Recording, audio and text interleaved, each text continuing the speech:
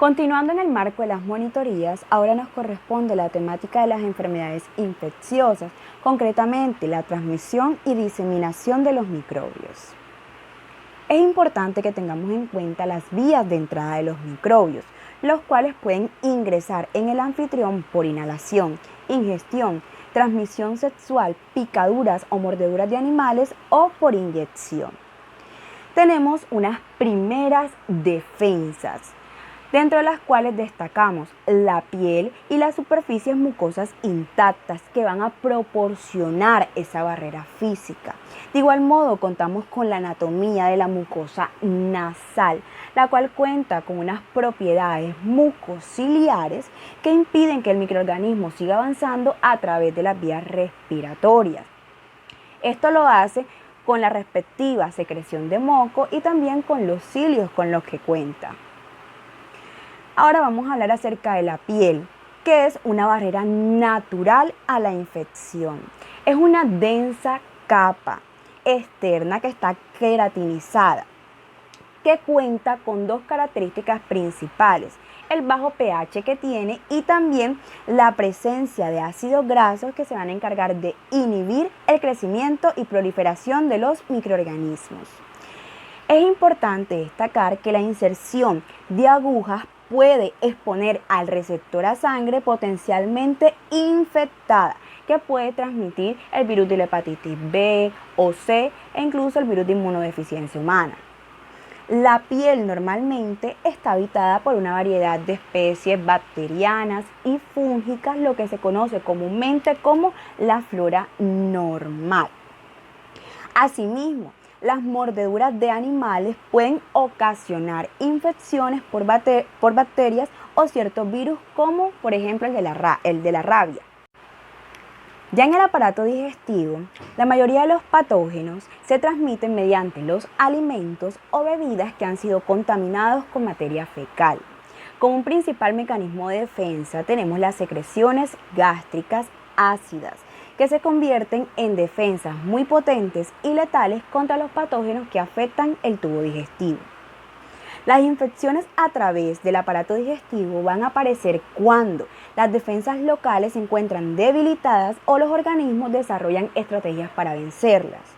Ejemplos de cuando las defensas del anfitrión se debilitan tenemos las alteraciones a nivel de la acidez gástrica o en el peristaltismo, por antibióticos que alteran la flora bacteriana normal, como ocurre en la colitis pseudomembranosa, o cuando hay una obstrucción mecánica. La mayoría de los virus con cubierta son inactivados por la bilis y las enzimas digestivas. Sin embargo, los virus sin cubierta pueden ser resistentes. Por ejemplo, el virus de la hepatitis A. Otros mecanismos de defensa son los siguientes: la capa de moco viscoso que recubre el epitelio intestinal, es decir, toda esa mucosidad.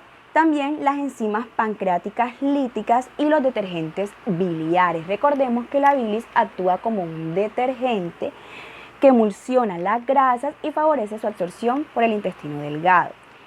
También tenemos los péptidos antimicrobianos, el principal ejemplo, las defensinas, la flora normal, de la que tanto hemos hablado, y las secreciones de anticuerpo inmunoglobulina A, que son secretadas por las células plasmáticas localizadas a nivel de los tejidos linfoides asociados a la mucosa.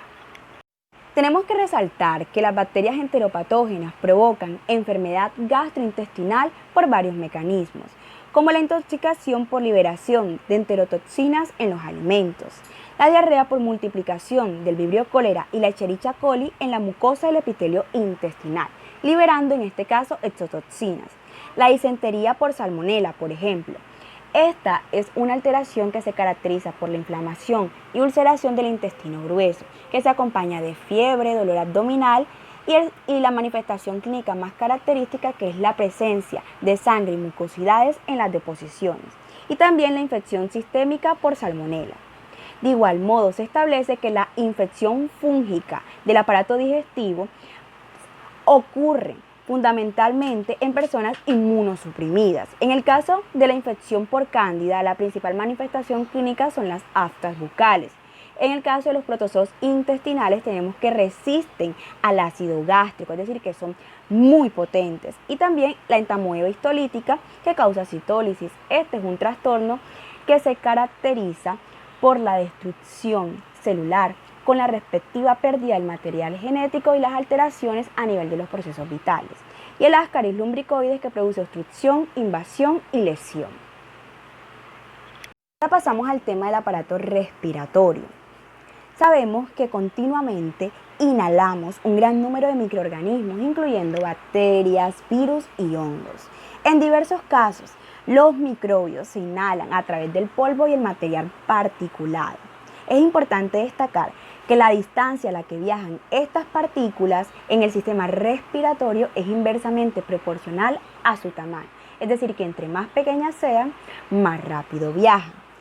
Sabemos que las partículas grandes van a quedar atrapadas en la capa mucociliar que les mencioné anteriormente. Esta recubre la nariz y las vías respiratorias altas. Los microorganismos inhalados van a ser atrapados en el moco segregado por estas células calciformes.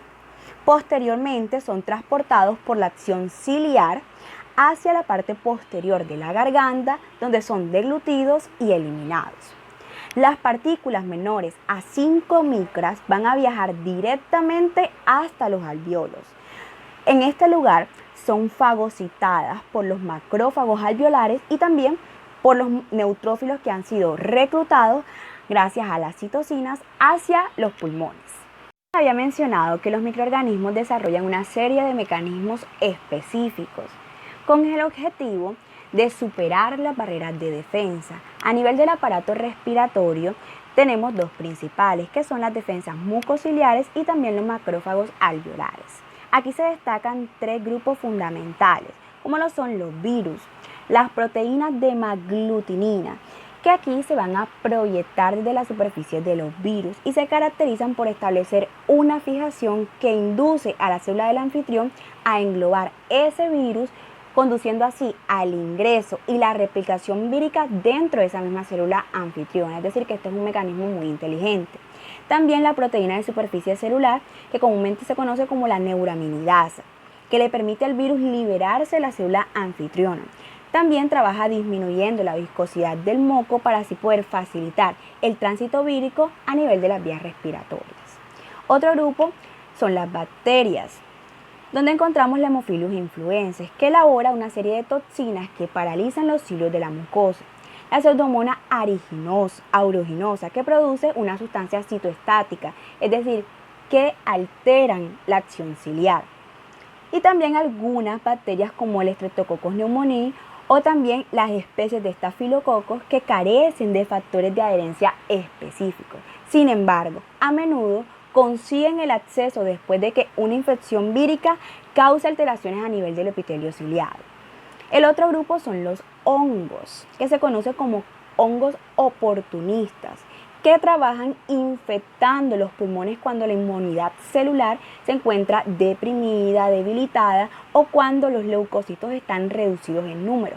Por ejemplo, como ocurre comúnmente en pacientes con SIDA.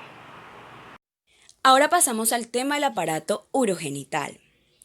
Tenemos que tener en cuenta que las vías urinarias por lo general son invadidas desde el exterior a través de la uretra. Asimismo, la salida regular de orina a través de las vías urinarias sirve como defensa contra los microorganismos invasores. La orina en la vejiga normalmente se encuentra estéril y los patógenos que tienen éxito, como por ejemplo la Escherichia coli, se van a adherir al epitelio urinario. La anatomía también es fundamental en este tema. Las mujeres tenemos 10 veces más infecciones de vías urinarias que los hombres. Esto ocurre porque la distancia entre la vejiga urinaria y la piel es de tan solo 5 centímetros en las mujeres, mientras que en los hombres es de 20 centímetros. La obstrucción del flujo y del reflujo urinario puede comprometer las defensas normales e incrementar la susceptibilidad a las infecciones de vías urinarias. Cabe resaltar que con respecto a la transmisión sexual, los patógenos han ido desarrollando mecanismos específicos para poder fijarse a nivel de la mucosa vaginal o del cérvix, o incluso intentan ingresar a través de las roturas locales en la mucosa durante la relación sexual, como ocurre en el VPH y el VIH. También tenemos que resaltar que las infecciones de las vías urinarias pueden diseminarse en forma retrógrada, desde la vejiga hasta el riñón, y causar así una afección conocida como la pielonefritis, que se establece como la principal causa prevenible de insuficiencia renal. Extensión y diseminación. Algunos microorganismos pueden proliferar a través del lugar de infección. Otros intentan penetrar la barrera epitelial y se diseminan por localizaciones distantes a través de los linfáticos, la sangre o incluso a nivel de los nervios. Vamos a observar la imagen. Aquí encontramos las vías de entrada y diseminación de los microbios. Para poder entrar en el cuerpo, estos microorganismos van a intentar penetrar por las barreras epiteliales que yo. Además, tenemos que tener en cuenta que los patógenos pueden causar infecciones superficiales que permanecen limitadas a la luz visceral, como ocurre con el Vibrio cólera, que sabemos que es el principal agente causal de la enfermedad del cólera. Otra característica fundamental es que se adhieren o proliferan exclusivamente a nivel de las células epiteliales, como lo hacen el virus del papiloma humano y también los dermatofitos. Ahora pasamos a los estreptococos y estafilococos, que se consideran invasivos por virtud de su motilidad o su capacidad para segregar enzimas líticas. Concretamente, segregan hialuronidasa, que se encarga de degradar la matriz extracelular a nivel de las células anfitrionas. Asimismo, se establece que las infecciones estafilocócicas pueden progresar desde un acceso localizado hasta los ganglios linfáticos regionales, es decir, diseminarse por vía linfática. A nivel de la sangre, los microorganismos también pueden transportarse libremente o dentro de las mismas células del anfitrión, es decir, que por vía hematógena también se pueden diseminar. Las principales manifestaciones de enfermedad infecciosa pueden aparecer en localizaciones alejadas del punto de ingreso del microbio.